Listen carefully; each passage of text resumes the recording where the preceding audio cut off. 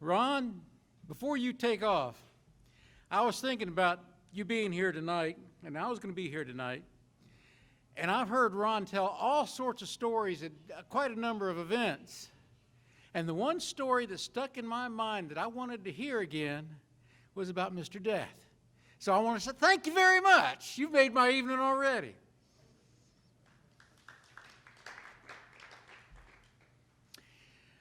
Oh, I have worked with Sam and several other storytellers, and I also do a little bit of writing. And I'm going to give you the bad news first, is that the first story I'm going to tell you is in both of these books. And I'll explain more to that when I finish. But these books, this is the story of a wee fairy by the name of Vernespeth. Now, I've heard people say they have a hard time saying that, and how can you write a book with a title called Vernespeth? But when you get to the end of the story, you'll understand. But Vernespeth takes place in the Highlands of Scotland a long time ago. And back in these hills, there was once a village by the name of Kyogachi, which means home in the mist. And once a year, there was a special event, a hunt, a deer hunt. And it occurred when the last snowfall melted and the first buds of spring were beginning to open up on the trees. And what made it special is the men of the village would go hunting, and they were not allowed to take any knives or bows or spears. The night before the hunt happened, an elder of the village would call everybody together and say, "Now, anybody who wants to run can run tomorrow. It's open to everybody. But remember, you're not to take any weapons to kill with. Please bring your dirk in case of wolves. Be here at the lodge at first light. For the deer leave their nest as the sun rises, and we want them to clear their brood before we scare them to death." All of the young men, wanting to do the run, would rub past a deer carcass that was brought in the day before, a touch of bad odor for good luck. Early the next morning, they were gathered outside the lodge. And it was a little bit too early for some and not early enough for others. You see, some of the runners were all wide awake and eager and ready to go. Others were still stretching and yawning and trying to figure out where they were and why they were there. But there were 4 old Celtic warriors, 6 young men, and a woman, Rachel. Now, Rachel wasn't your average Highland wench. Her mother died giving her life. So she was raised by her father, who was a Celtic warrior. Her only toys as she grew up were her father's knives and sword. By the time she was a grown woman, she had long red hair and was absolutely gorgeous. Every man in the village, young and old, feared her. The champion of the event, of the hunt, walked over to Rachel and looked down on her. And she looked mighty small next to his large, muscular frame. He said, "Well, I don't know. She's dressed for the hunt, and she's carrying a dirk. I think it'd be fun to have her along, teach you lads something about jumping briars." Dress for the hunt was very, very important because a lot of the hunt did go through bushes and briars.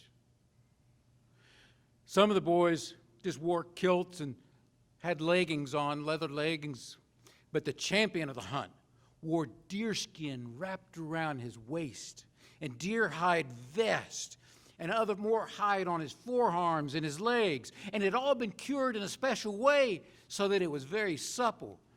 yet still carried the aroma of the forest and of deer.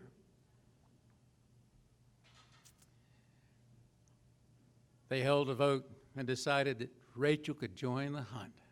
So everybody gathered up and headed out of the village. Not a word was said as they headed for a grazing ground where a herd of deer was known to be resting, about a league away, league to the north. Now, traveling out at first light, before first light, is a little weird. You see, the dark black of night fades through purples.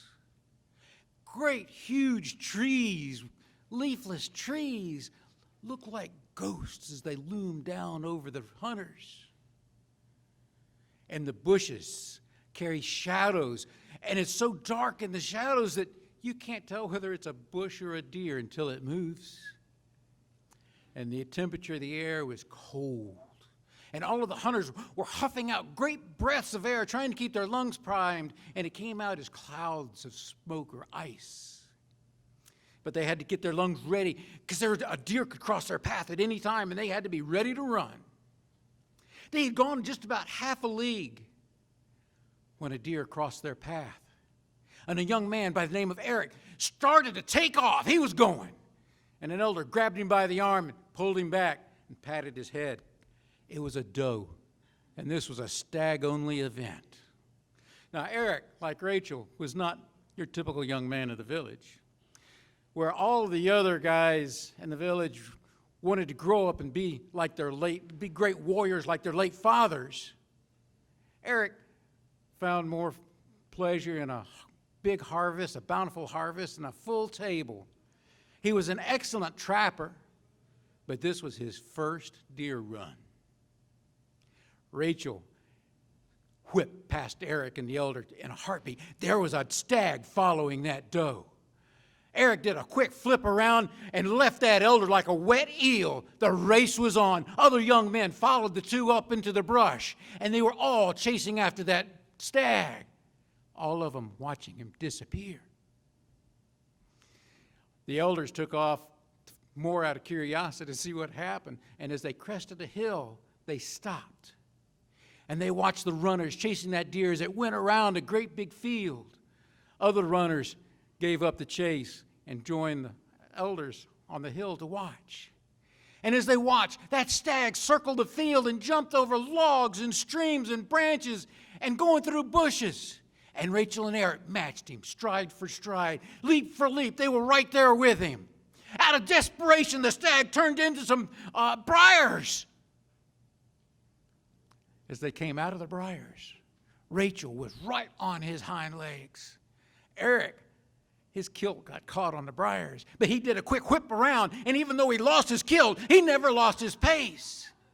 And there they were going running, and that deer adrenaline was pushing both Rachel and Eric as hard as they could go, and the deer was slowing down. And then as they were running, they saw the deer going off to the path.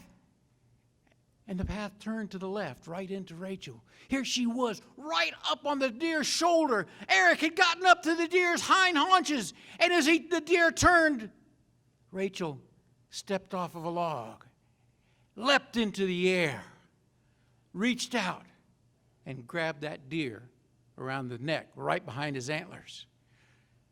Toppled the deer down into Rachel as she wrapped her arms around his neck, and they fell down into the brush. The deer was caught. Rachel and Eric had great hold on him, and they looked at one another, and neither one of them knew what to do. Here they were with a deer, and they had no idea how to kill a deer without the use of a knife. They started laughing and giggling a little bit, and through their laughter, they loosened their grip on that deer. In a heartbeat, the deer was up and gone. And they were sitting there lying down.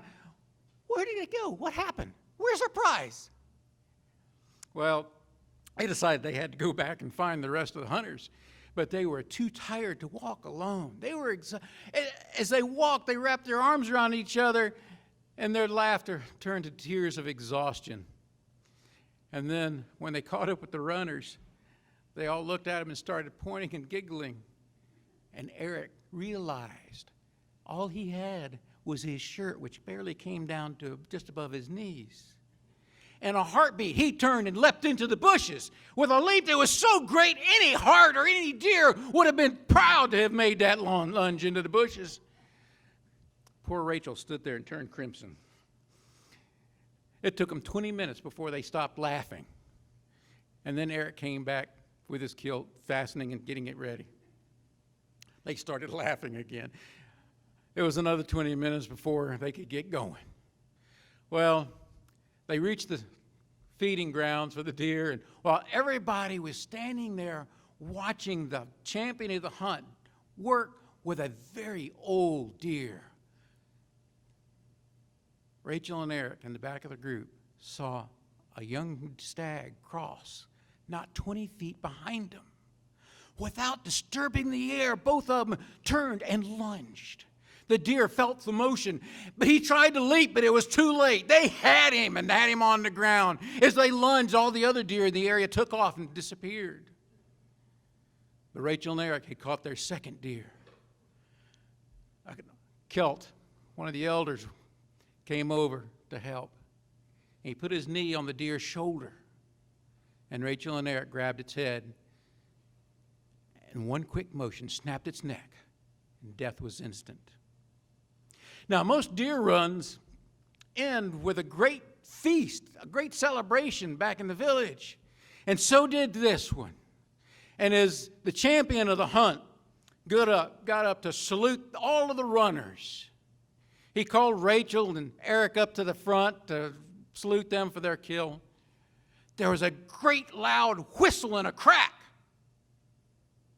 And he smiled, walked over to their deer carcass, and as he did, he pulled out his dirk, which is a sword about 18 inches long. And in one motion, he severed that deer, the half-eaten deer carcass at the neck, and then reached into the chest cavity and pulled out a bone that was hissing through a crack. Small round bone. And he very carefully fixed that bone to the end of his dirk and then put it down into the coals of the fire for just a few seconds. And then he pulled it out and he walked over to where Rachel and Eric waited. And he pulled it off his dirk and he shook it. It rattled. He smiled and said, "Only if a stag is killed cleanly and honestly will it reward you with this." And he crushed the bone in his hand. And inside were 2 identical deer stones. Bones shaped like the head of a stag, about half the size of the one that he wore as champion of the hunt. Nobody realized that those 2 stones would one day save the Highlands of Scotland. But that's another story.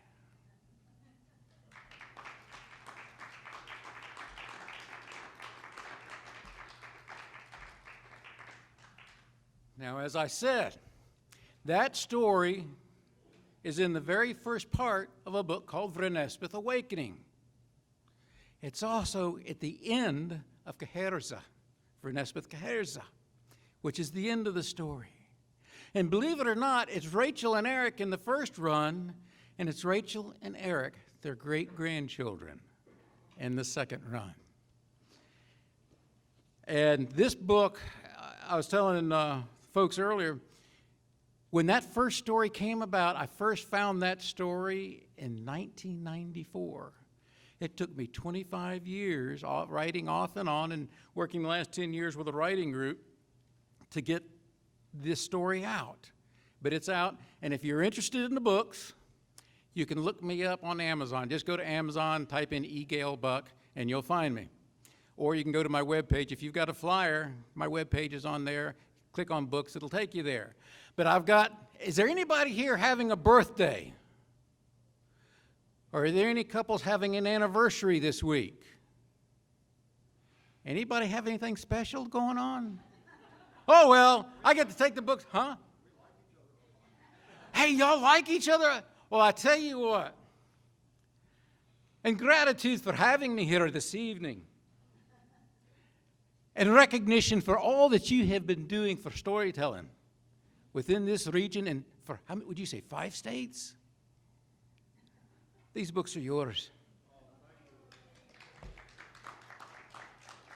Now, these aren't the only books that I've been working on over the past 10 years or so. I actually tend to live at a keyboard, unfortunately. But once a day, I have to actually get up and move around. Well, more than once a day, but once a day I get up and try to get around in the neighborhood, take a walk through the neighborhood, get some real-life exercise. A deer runs a lot of exercise. It really racks my fingers. But I like to work more than just my fingers. And so I take a walk around the neighborhood. Now, I took a walk this morning, and while it was a little bit nippy, I noticed that we have an incredible number of browns in our trees. Where we should be having fall colors, we've got all different shades of brown. The colors are very muted this year, unfortunately. But last December, we had the most glorious gray skeletons in our neighborhood. Walking through the neighborhood on December day, it was cold and the air was crisp and those trees were beautiful. But there was one tree in particular that I do love, and it's a blue spruce. And as I was walking past this blue spruce and admiring it a little bit covetously, and it's shimmering in the cold air, I noticed one of the limbs starting to shake. And all of a sudden, some kind of a beastie leapt out of the tree, landed on the street, scurried into some leaves. 2 seconds later, the leaves burst open, and he scurried across the yard and stopped. Now, if the sun hadn't been shining and that yard had not just been raked, I doubt I would have seen him.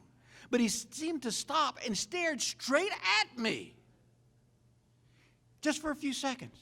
And then he turned and ran off into the leaves, went up a tree, out a limb about 20 feet up, and leapt into the air. Where he went after that, I have no idea, for he disappeared. I stood there in total bewilderment, trying to figure out what was this thing that I had seen. When he came out of the tree, he was bluish in color, just like the tree. And then he hit the road, and he was dark gray, and coming out of the leaves, he was brown. And as he ran across the grass, he was a perfect green, had perfect camouflage.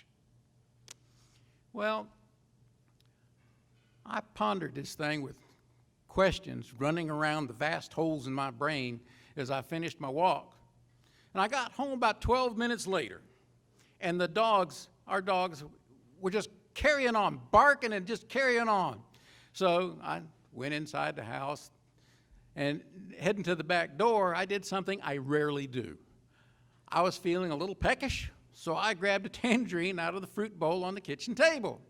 And I was peeling it as I tripped down the steps. And honestly, I was doing my best to hold on to every peel that I took off of that tangerine. When I got to the back door, I looked out through the window, and there were the dogs at the fence, barking and dancing and carrying on, and I looked everywhere, and I couldn't see a thing. So I went outside and quieted down the girls, and I pulled off one of those pieces of tangerine, and I bit it in half.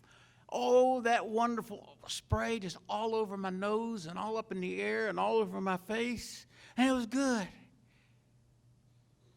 And then I started to pull another piece off, and I saw what the dogs were barking at.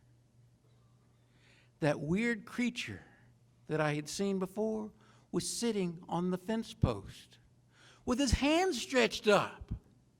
And I could see for the first time that he had fur in between his arms and his legs like a flying squirrel, but he had a short little stubby tail and a head sort of like a hamster or a gerbil. I said, "Do you want this?" And he gave me sort of a chuckle, a soft chuckle, a chortle sound. I said, okay, well, I figured if I was going to give it to him, I was going to have to take a step towards him, and he was going to run, but I'd give it a try. So I stepped forward, and he very gingerly reached out and took it out of my fingers. I thought, okay. He took that thing, bit it, chewed it, snarled it, smashed it, just crammed it into his face, and then as his face was just dripping with tangerine juice, he reached up for another one. Well, I was sort of amazed because now he no longer hid or reflected the trees and the sky and the grass and the fence or the dogs or anything. He was white, perfectly white, like a tiny polar bear. Always beautiful. And then he chortled at me again, only this time it wasn't a very pleased, can I have one? It was, I want it now. So I pulled off another one and I handed it to him and he snatched it out of my fingers. And then again, he crammed it in his face and it disappeared. And then before I knew it, he had jumped up my arm, ran up across my shoulders, down my other arm, grabbed the tangerine, ran up my shoulders, leapt to the ground behind me, and ran into the house. I had left the door open when I went to quiet the girls down. Well, both girls turned and immediately ran into the house, smashed into one another as they tried to get through the door at the same time, and I was right behind them. I watched them as two noses scoured our entire family room looking for this little beastie. Well, we gave up looking for the thief, and a couple hours later, I found a puddle of juice. That afternoon, I found tangerine peels and a puddle of juice in the fruit bowl on the table. Matter of fact, over the next several days, I noticed how our tangerine supply kept getting smaller and smaller. Several nights after Chortle got into our, that's what I call him. I can't call him Chortle. That's the only sound I ever heard him make. But several nights after Chortle came in, Christy, my wife, and I were lying in bed talking. And I guess we were being a little bit too loud because we could hear Chortle fussing at us. Christy said, "What is that?" Well, not wanting to get out of bed and look down and see where Chortle was, I played dumb. I didn't hear anything. Next morning, I did look underneath the bed, and there in the box springs was a nest. Chortle had made a nest in the box springs, and I got to thinking about it and said, you know, we've been sleeping pretty good the last few nights, especially Christy. So maybe that little purring sound or snoring sound, whatever it is, it's very soothing. Matter of fact, I can't think of when I've had a better night's sleep. And I got to thinking a little more, you know, it's not just purring. He had a vibration to him. His whole body vibrated when he slept. And it went up through the bed springs, and every muscle in our body it got a benefit from all of this. I don't know if I saw Chortle much after that or not. I mean, he had perfect camouflage, blended perfectly with wherever he was. But I do know for a fact that Chortle has left the house.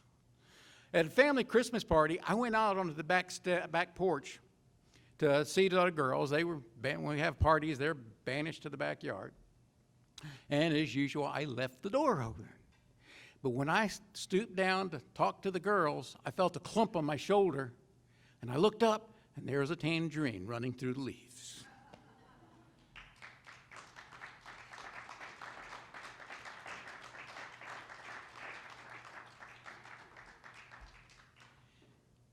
Got one more for you, and this one I've got to ask you a question. How many of y'all are parents and have children who are following in your footsteps in your job? I can't raise my hand either. I've always advised my kids, don't do what I do. You've got somebody who follows? You do? What do they do?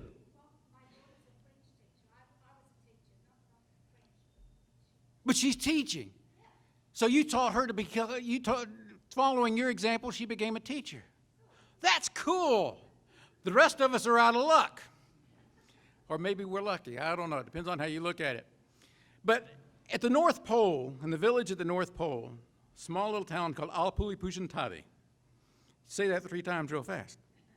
Which means literally the village beneath the North Star. All of the children are expected to follow their parents. So if your dad's a carpenter, you're going to be a carpenter. If your mom's a baker, you're going to be a baker. If your dad's a jeweler, you're going to be a jeweler. That's just the way it's done, because the parents teach their skills to the children.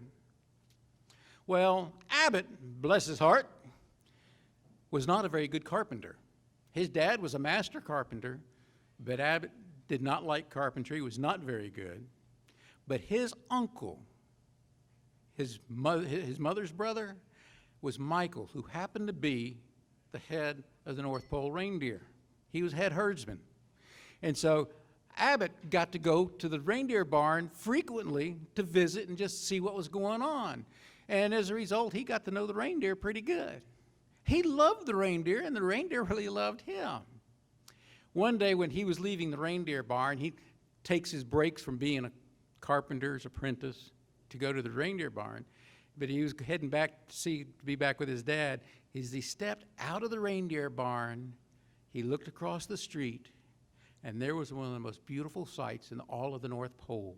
It was Lisa, his age, short brown hair, great big brown eyes, just like the reindeer have. And while he was trying to get up the courage to go talk with Lisa, she smiled at him. And oh, that just melted him. Oh, they met in the middle of the main street right outside the reindeer barn and started talking. And next thing you know, they're just sort of walking together, and they walk down and around the edge of the reindeer barn. And there is a training sleigh with 4 reindeer on it. Abbott's worked around the reindeer enough to know that you don't hook up a training sleigh and leave it unattended. There should be a trainer or a herdsman there somewhere. And he looked around, and there was nobody. Nobody in the reindeer pen. It was just a sleigh hooked up. And what it is 2 experienced reindeer with 2 young reindeer being trained to pull the sleigh. And they were getting a little excited. Right up in the front lead position was Donder. Y'all have heard of Donder, right? But right next to Donder was Twinkletoes. Now, every reindeer has to discover their own name. So Twinkletoes, she didn't have a name until she learned to fly. When she gained the power of flight, she rose up, and her hooves just sort of fluttered below her. And Santa laughed. She reminds me of the Twinkletoes fairies of South America.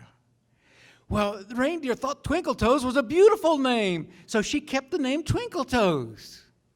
And behind Donder was Rolf. Now, Rolf is my favorite reindeer, bar none. Rolf is a bit of a cut up and a misfit, and he can get into trouble where there is no trouble.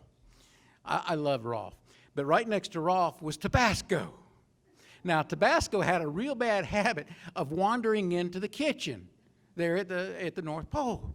And one day he was wandering in, the chief chef was working on a Mexican surprise, and Tabasco knocked over a gallon jar of Tabasco sauce all over the floor. Well, Tabasco, not willing to pass up a new flavor, started lapping it up. Matter of fact, he lapped up about half a gallon before it hit him.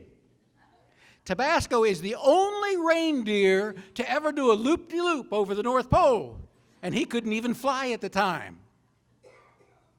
Well, Abbott noticed that the 2 young reindeer were getting a little excited, a little antsy. They wanted to go.